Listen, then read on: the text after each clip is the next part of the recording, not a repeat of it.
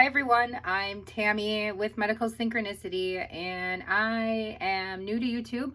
I am not new to the medical field. I'm a medical administrative professional in my former years, and I'm coming to you with something new that happened to me regarding yoga that I started taking a month ago, not even a month ago. I bought a device called a BioWell because I was getting a little fed up with um, the whole COVID and all the things that are happening to people. And I am a futuristic thinker, seer, doer. So this came into a little birdie told me fingerprint energy, and this is what came up. I've been having fun with it. I have my own case study right now. I am learning how to kind of pay attention to foods I'm eating, fasting, and then bringing on the foods. And what this does is it reads fingerprint energies. And I don't know if you can see on here. Here's a picture of what fingerprints look like.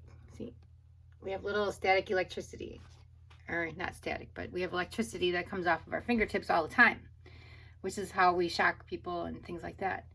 So it tells you I'm still learning. I'm very new, but I had to come and share my excitement for my own improvement on myself regarding respiratory distress. I've had asthma for quite a few years, and I'm managed it with, steroid treatments, gone through bronchitis, antibiotics, albuterol, the other kind of inhalers. It's not the emphysema type of inhalers, brand, line, however you want to say it. But this is a call to respiratory therapists, respiratory practitioners, respiratory physicians, respiratory providers. I have to say my improvements, because, testing yourself multiple times a day. I also, have a personal pulse ox. I help as much as I can with others and as well as myself. I have to say, from yoga, measured yoga therapy is improving my oxygen saturation on a regular basis. Also, it's helping with the anxiety and my panic, because I'm a person that just keeps going and doing and learning and reading and, discovering. And with that comes some anxiety, because you're trying to figure out how to apply what you have your interest in and why you have your interest in it. So for me, anxiety and respiratory ailments were probably the only two things that kept me going to my doctor. I have to say that learning how to do the breathing in yoga has made such a giant difference. I know what they are. One is OJ pranayama. It's called happy face breathing. And the yogi's kind of funny, because when we're doing it in the 4:30 session in Central Standard Time on YouTube, and link would be down below for the YouTube channel and for the live sessions, because he's a yogi, empath yogi, so kind of cool. He taught us OJ pranayama, happy face breathing, and it is fun because he tells people, you can hear him say, "You're not smiling enough." And for me, I'm you're not smiling person. What's the matter? So it's kind of cute while you're meditating to hear you're not smiling enough. Anyway, sorry if that's off the topic, but that brings joy, I suppose, right? So anyway, learning to do this breathing more often and as a ritual, I'm allowing more oxygen. And also my panic attacks, when you have shortness of breath, which is, all right, I'm not a doc. I'm not going to say I'm a healer. I help heal hearts. But I'm just saying, shortness of breath, how much does that tie into? And physicians, providers, and practitioners can think of that in their head, of how many people present to clinic with shortness of breath. And their excuses, their reasons, their beliefs, what they were told, taught, learned, thought, read, heard, saw, on why they can't breathe. The message isn't getting to them about breathing and how to breathe correctly. And symptom spirometers are only as good as the trainer and the user. I've, been hospitalized before. I came off a ventilator when I was sick in 2004. And I didn't walk away with respiratory knowledge that I retained. I think that is an awesome product that can be provided remotely. Zoom, you can, seriously just view somebody's breathing and make sure they're doing it the correct way, as well as the other is, he calls it Pastrika Pranayam. And that one is billow breathing. So it has to do with your using your abdomen and your breathing and expanding. And that one he does right before meditation. And I think the cool part about that one is it just makes you feel huge. It makes your lungs feel huge. And I don't run, once I learned how to do it, everything's not easy to learn. So I'm on a learn by myself for my knowledge, right? Because I take in enough already. So trial and error. And I think I finally caught up to it and figured out the second breathing, the Pastrika Pranayam.